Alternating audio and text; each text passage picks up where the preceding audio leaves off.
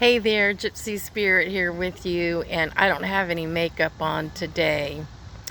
This is our coffee time, and I am at the coffee shop, and I did manage to get my coffee, but oh my God, I had to wait in a long line for my coffee.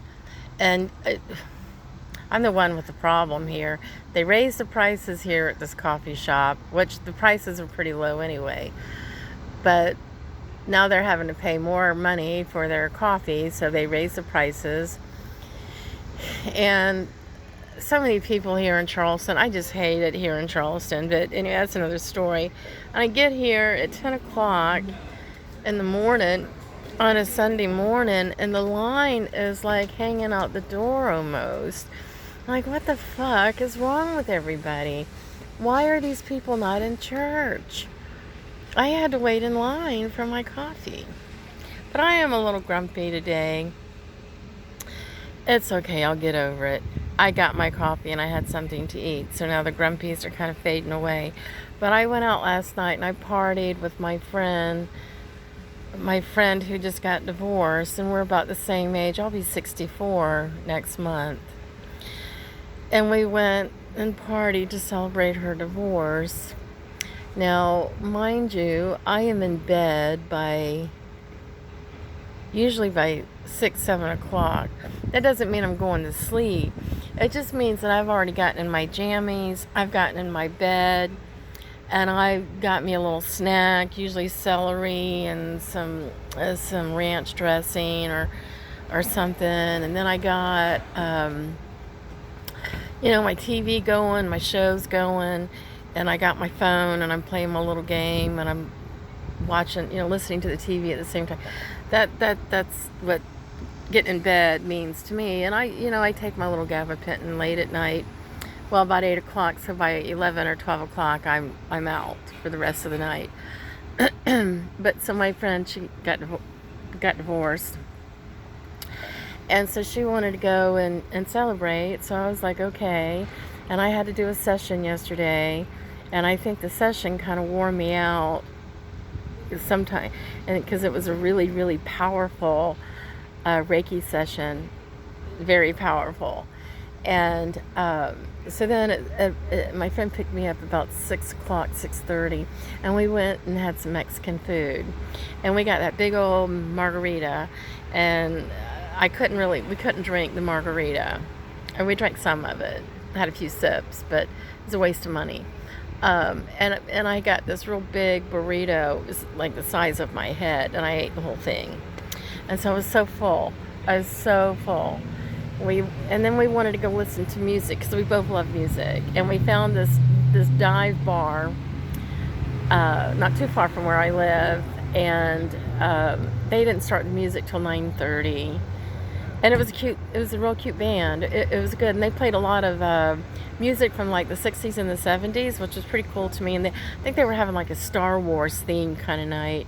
And it was good. But, by about 10:30, I looked over at my friend and I said, I'm ready to go. Because I could feel the inflammation in my legs and my hands were hurting. So I had to go. And then Noah had to be at work at 10 o'clock this morning, so I got up and I was like, oh my God, I can't do this party stuff at night. So, anyway, that's what happens when you get my age. I mean, when I was in my 20s and 30s, honey, I could party till 4 or 5 o'clock in the morning, get a little bit of sleep, and get up and go to work. And those days are long gone. So anyway, but I want to talk to you about past lives, because I'm running a special actually on past life readings. I usually charge $175 for them, but for the month of July I'm charging $100, and I can do a past life reading for you over the telephone or through video. I mean, you can be anywhere in the world and I can do a past life reading for you. But let me just explain something to you about past lives. Even when I woke up this morning and as grumpy as I was, I just looked over at Noah and I was like, what the fuck was I thinking when I made a contract with you? And he's like, what are you talking about, Mom? I was like, yeah, before we come onto this planet, we make contracts with each other, to kind of, it helps us to clear out the karmic energy from the past life or whatever. Because I don't know what the fuck I was thinking when I made this contract with you where I got to get up at 9 o'clock in the morning to take you to work, after going out last night. But anyway, I always wondered about past lives, because I come from a Christian background, and they teach you that there's no such a thing, but yes, there is such a thing.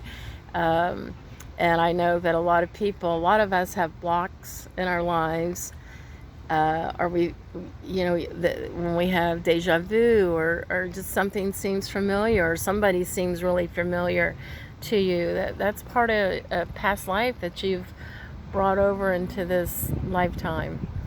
And so anyway, I had this young girl come to me one day. Now, when I get a download, and I would imagine that most spiritualists can attest to this, when we get a download from spirit guides, universe, whoever it is that's up there, throws something at us, it comes in many different ways. But for me, a lot of times I'll get a vision, I'll see somebody, or something will just go through my mind like within a second, and I'm like, whoa, where did that come from? But this young lady, she was probably in her 20s or something, about 26, 27, and she come for a past life reading.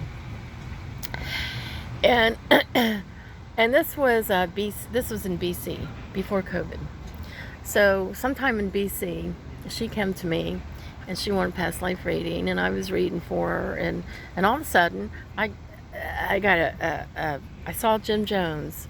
You know who Jim Jones is? The crazy guy that had everybody drink all the Kool-Aid out in some foreign country or whatever. But anyway, I saw an image of Jim Jones, and I looked at her, and I asked her, I said, how old are you? I looked at her, and it wasn't really making any sense to me at first. So I'm looking at her, and I said, how old are you? And she told me, and I had to I had to get online and calculate like when all that went down with Jim Jones and how old she was, and I was like, oh wow, okay. And I told her, I said, do you know who Jim Jones is? She said, yeah, I do. I said, do you ever watch any of the documentaries about him and his people? She said, well, I have, but I can't watch them. I said, yeah, honey, that's because you were there. You drank the Kool-Aid. You were there. And it made so much sense. I mean, it was like all of a sudden, it made a lot of sense to her why she had all these fears and everything. And what the funny thing about it was, later that night, I was talking to a friend of mine in North Carolina who also does what I do. And I started telling her about this girl, and I didn't tell her anything about Jim Jones. I didn't say anything. I just started telling her about how this girl came to me, and I was getting ready to tell her, but before I could tell her, she said she was in the Jim Jones camp. She drank the Kool-Aid. I was like, yes, she did. Yes, that's what I got too. So you see how that works.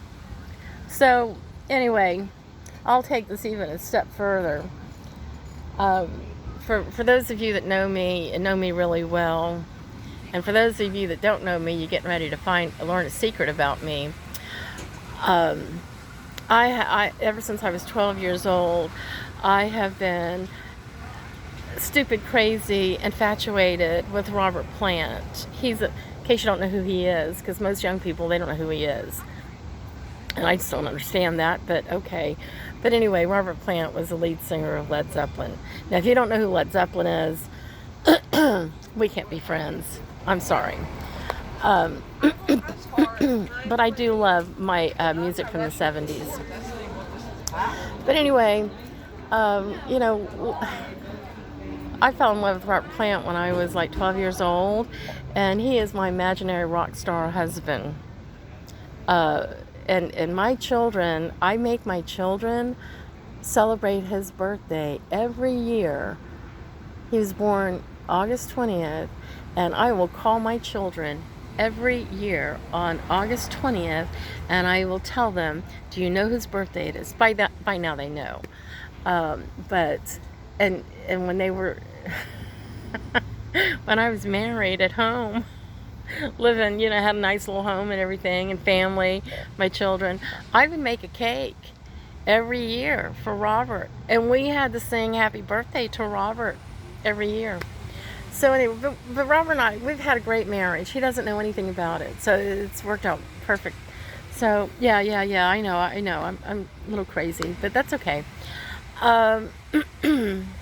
To live on this planet, you got to have a little bit of crazy. But anyway, Robert and his wife back in the 70s had a little boy. His name was Crack. A beautiful little boy with curly hair and everything, just so precious.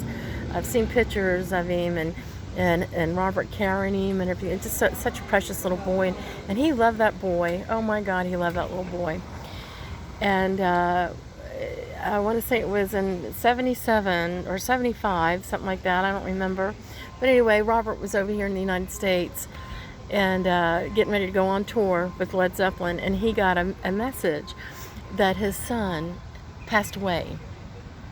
And Crack was 5 years old when he passed away. And it was so sad, so sad. So it almost ended Robert's musical career. But they had to cancel all the tours and everything, and he had to go back home and be with his family and mourn and everything and all that. So anyway, it's been, like I said, 75, 77. Nobody's ever, he did a song, All of My Love, that was dedicated to little Crack. And it was just so sad. But so in BC, before COVID, there was a band that came out. It was called Greta Van Fleet. And my son, Noah, we're driving down the road, and he says to me, Mom, there's a band out, and they're called Greta Van Fleet, and the singer sounds just like Robert Plant.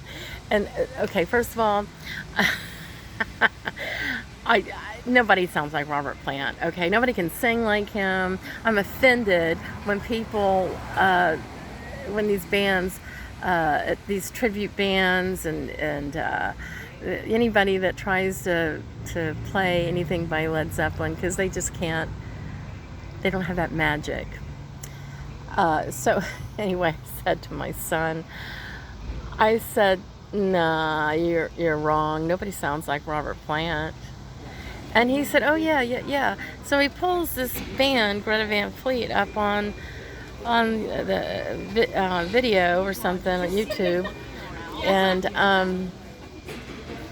and he plays me a song, and I said, oh yeah, he does kind of sound like Robert Plant. And I didn't think any more of it. I mean, I didn't want to listen to them anymore because it's not really my kind of music, and I'm kind of stuck in the 70s, so I listen to like all his classic rock and roll. But anyway, I just went on about my business. That was years ago. Like I said, it was in BC before COVID. And so here we are in AC after COVID. And I guess about a year ago, maybe. And again, these downloads, I don't ever know when they're going to come or what's going to happen. And I wasn't really thinking about Led Zeppelin. I certainly wasn't thinking about Greta Van Fleet. And I was in my bathroom. I think I was getting out of the shower. But it's amazing when these things come to me. I mean, I could be sitting on the toilet peeing, or I could be like half asleep, half awake, or just it's like the universe like throws these things at me at the oddest times. And so I was getting out of the shower, I think, and it like hit me like a ton of bricks out of the clear blue, and I'm like, where the fuck did that come from? the little boy, he's not a little boy, I would say he's probably in his 30s now, but anyway, the boy that sings, and I don't know his name either, but sings for Greta Van Fleet, is Robert's son, Karak, reincarnated. And when I got that message from the universe, I was like, there's a lot of times I tell the universe that they're wrong. Oh, my spirit guides. I'm like, no, you're wrong. And this was one of those times. I was like, nah. He might sound like Robert Plant, but you're wrong. He's not little Karak reincarnated. And so I heard a voice say, really? Do the math. And so I did. I got online and I looked up little Karak, when he died. And then I looked up this singer from Greta Van Fleet when he was born, and the math made sense. And I was like, wow. Okay, all right, I get it. So the young man, I keep wanting to call him a little boy, the young man that sings for Greta Van Fleet, he is reincarnated. He is Robert Plant's son, Karak, that is reincarnated. And yeah, he looks and sounds just like Robert Plant. And I was like, wow, that is really cool, And I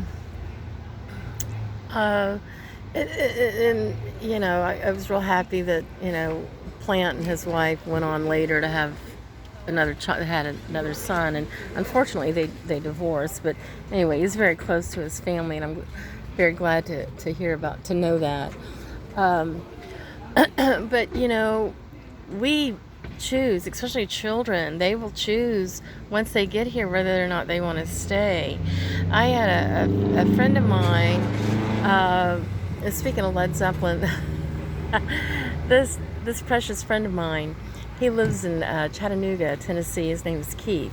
And Keith and I have something in common. We both love Led Zeppelin.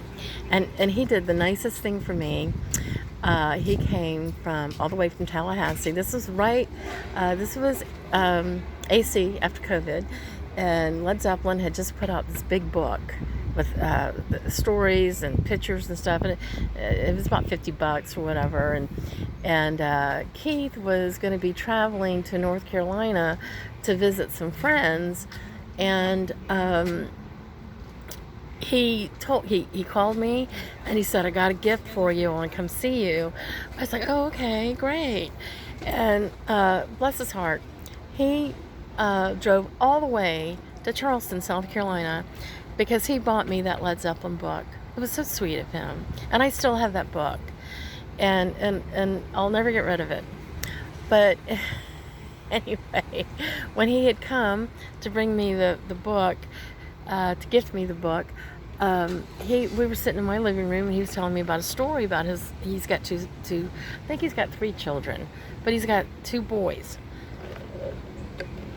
And one year, because we were in, he's in Charleston, and he's reminiscing about a time that he and his wife, ex-wife at the time, when he was talking to me, but when they were married, they came to Kiowa, and they visited. They had her family, her parents, and they were visiting Kiowa, and he said it was really, really hot. But anyway, they had their baby, a little boy. He was about 2 years old, and they had him in a stroller, and they were strolling around, and Keith said he happened to look at the little boy, and he noticed something strange about him. And oh man, hold on, a fly got in my coffee. Anyway, I can't have flies in my coffee. But anyway, the little boy, he didn't look, Keith knew there was something wrong. So he told his wife, he said, we need to get him to the emergency room. And so they got to the emergency room, and just so happened there was a pediatrician there at the emergency room that had retired. But every once in a while he would make an appearance at the hospital. And they they were waiting to see the doctor, and the doctor, this pediatrician, this retired pediatrician, came around and he looked at the little boy's chart, Keith's little boy, his chart, and he said, I want to take this child for a minute.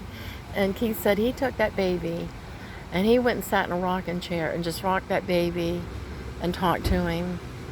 And oh my God, that download just like hit me like a ton of bricks. And I'm listening to Keith and he's telling me his story and everything. And I looked at him and I said, that doctor, that your child was getting ready to check out. He was ready to leave. He didn't want to stay. But something happened between him and that doctor, his words, his soothing words or whatever, convinced your child that it was okay to stay. And that's why he lived. His child was real close to dying. And for some reason, I mean, and Keith is, he's very intuitive, and he said he knew that there was something going on. He wasn't sure. So yeah, I mean, sometimes, you know, young people, they come on this planet and they're like, I don't think so, I'm not ready for this, and they check out. And you know, that could have been what happened to little Karak, you know, I mean, 5 years old, and he probably had a really good life, but maybe there were other things going on, and he was like, no, I'm not ready. I don't want to move forward here. And so he checked out, because it was if I can recall, I mean, it was it's like a really weird stomach virus that he ended up getting, which, you know, but of course back then it was, you know, in the 70s, and of course I don't have the technology they have today. But anyway, so if you're wondering about past lives and you know, what about your past life? Why do you have blockages? You know, things that are holding you back, or if you're feeling like you don't like really belong here, or there's something going on, you're just not really sure, I can assure you it probably has something to do with a past life experience, some sort of past life karmic energy that you're dealing with. And so, you know, past life readings, they always help. They help to clear out a lot of the blockages. I mean, I've gotten some past life stuff done on myself, and I'm like, oh wow, okay, I get it. So anyway, thank you for listening. I've been sitting at the coffee shop, and I know people walking by me looking at me kind of weird, like, what is she doing? But anyway, I've had my coffee. I have a session I have to do with a client today at 1 o'clock. So I love you all, and I will be speaking to you tomorrow. Bye-bye.